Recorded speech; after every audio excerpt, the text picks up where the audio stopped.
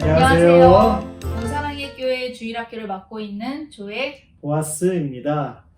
와, 네. 부모 신앙교육 두 번째 시간이 돌아왔습니다. 지금 현재 저희는 이 책, 왜 나는 매일 아이에게 미안할까? 라는 이 책의 내용을 가지고 진행을 하고 있는데, 지난 시간에는 첫 번째로 죄책감이라는 주제를 가지고 이야기를 나누었습니다. 그런데 오늘은 이제 균형이라는 주제로 두 번째 시간을 가져보도록 하겠습니다. 자, 먼저 이 균형이라는 단어, 이 말은 엄마와 아이 사이의 균형을 이야기하는 건가요? 그렇죠. 네. 한 가지 사례로 어린이집 이야기를 할 수 있는데요. 부모님이 아이를 어린이집에 처음으로 보낼 때 쉽게 헤어질 수 있으신가요? 네.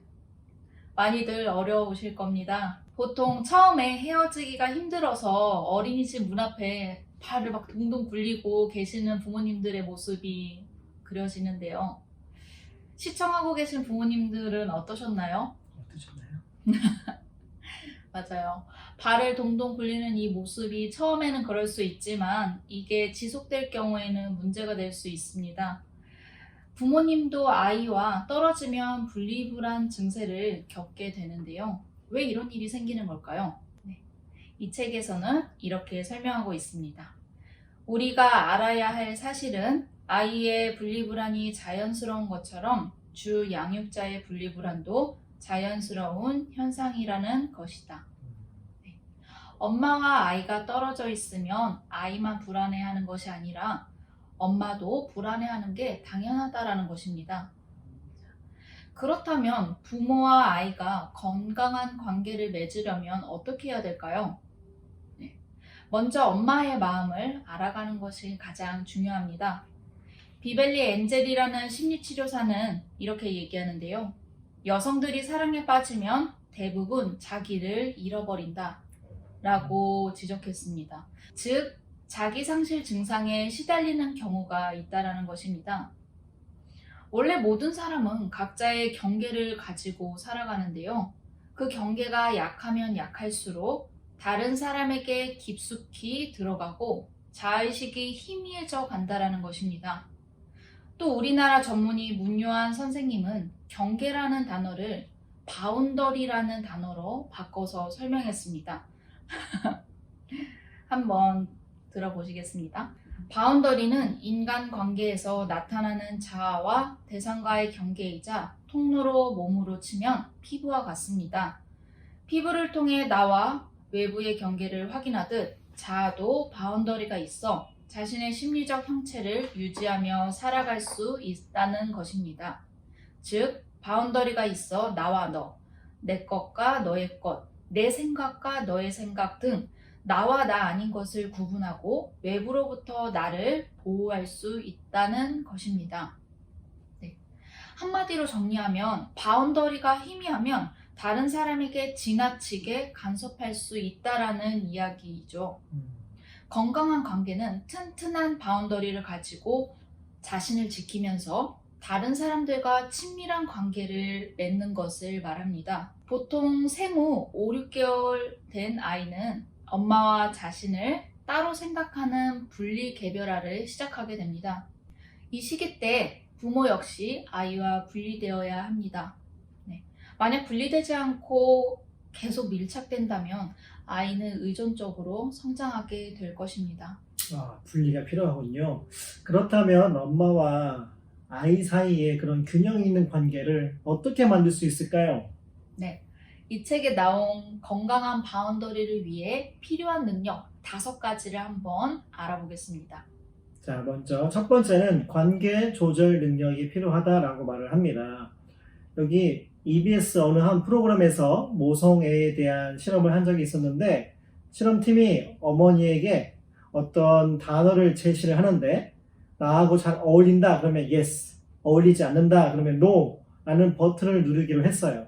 근데 상관없는 어떤 다른 사람을 제시하고 또 본인의 아이를 제시했습니다. 그럴 때 이 어머니의 뇌가 어떻게 활성화되는가 봤더니 본인의 아이를 떠올릴 때와 자신을 떠올렸을 때 뇌가 같은 부분이 활성화되는 것을 알게 됐습니다. 그러니까 엄마는 아이를 어떻게 생각하느냐? 또 다른 나라고 생각을 하고 있었다라는 겁니다. 제가 이 대목을 읽으면서 참 엄마라는 존재가 애틋한 존재이면서 또 동시에 너무 불쌍한 존재가 아닌가라는 생각을 했었거든요. 왜냐하면 아이를 너무나 사랑하니까 자기 자신처럼 생각할 수 있죠. 근데 그 선을 넘어가니까 자기를 잃어버리는 거예요. 이게 너무 안타깝잖아요. 그래서 어머니들이 아이를 키우고 자식을 키우다 보니 본인의 취미, 본인의 꿈, 본인 자신의 정체성 같은 게 희미해지는 게 오늘날 우리들의 모습이 아닌가. 그런 차원에서 거리를 두고 관계를 조정할 수 있는 능력이 필요하다라고 이 책에서 말을 해주고 있습니다. 네. 두 번째로 필요한 것은 바로 상호 존중감인데요. 아이의 생각이라고 가볍게 여기면 안 된다라는 이야기입니다. 물론 아이의 부족한 의견을 전부 다 수용할 수는 없지만요. 근데 잘못된 길로 갔을 때에는 훈육도 필요하겠지만 중요한 것은 아이가 스스로 생각하고 그리고 또 선택할 수 있도록 부모가 안내자의 역할을 해주어야 한다라는 이야기입니다.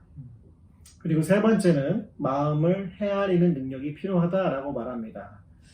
이 책에서 어떤 구절이 나오냐면 어렸을 때 부모님께 엄마는 나를 낳아놓고는 어떻게 내 마음을 몰라?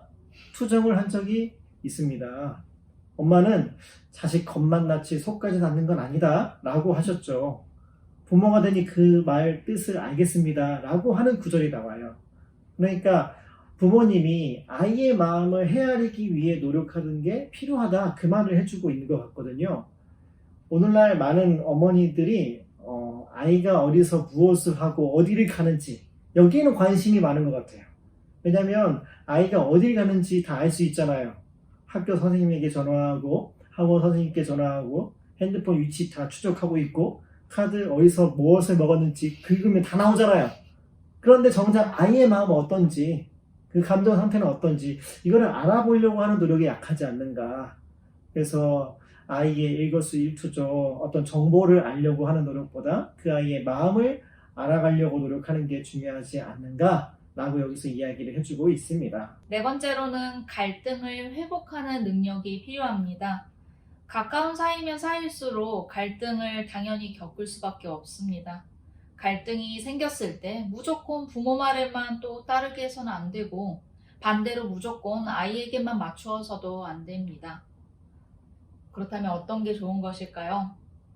서로 솔직하게 자기의 의견을 얘기하며 갈등을 풀어나가야 합니다. 그래서 마지막으로 필요한 능력이 솔직한 자기 표현입니다. 이 책에 보면은 아이와 건강한 바운더리를 유지하기 위해서는 아이가 또 다른 나가 아니라는 것을 주지하는 동시에 나는 부모라는 역할을 수행하는 한 명의 사람이라는 것을 기억해야 합니다 라고 말을 해주고 있어요. 이 이야기를 한마디로 정리하자면 아이를 독립된 인격체로 존중을 해주면서 동시에 내가 이 아이의 부모다 라는 것도 잊지 말라고 이야기를 하는 겁니다. 제가 길거리에서 가끔씩 엄마한테 혼나는 아이를 볼 때가 있어요. 그런데 어머니가 내뱉는 말 때문에 충격을 받은 적이 있거든요. 뭐라고 하시냐면 야, 너 저번에 나한테 혼났다고 욕했지? 나도 너한테 욕할 거야? 라는 식으로 이야기하는 경우가 많았거든요. 그러니까 친구처럼 대하는 거예요. 이 아이를 독립적인 인격체로 대하고 평등으로 대하겠다라는 건 좋겠지만 아직 애잖아요. 이 아이는 아직 미성숙하고 불안하다. 그래서 내가 부모로서 키워야 되고 이해해야 된다 라는 의식을 놓치고 있지 않은가. 그런 차원에서 아이에게 솔직한 표현을 하고 솔직한 표현을 듣는 것, 이 균형이 필요한 것 같습니다. 저자가 마무리하는 멘트로 이렇게 이야기를 합니다. 아이는 내 소유물이 아니라 독립적인 존재라는 사실을 인정하고 아이를 본인 삶의 주인으로 존중하며 아이의 마음을 궁금해하고 아이와의 갈등을 현명하게 풀어가려고 합니다. 모든 바탕에는 아이만이 아닌 나와 아이를 동시에 두고요. 아이라는 그 단어에 자녀의 이름을 한번 대입해 보시면 더 마음에 와닿을 것 같습니다. 이 영상을 통해 더 많은 부모님들이 아이와 건강한 관계를 유지하시기를 바라며 다음에도 더 좋은 영상으로 찾아뵙겠습니다. 샬롬.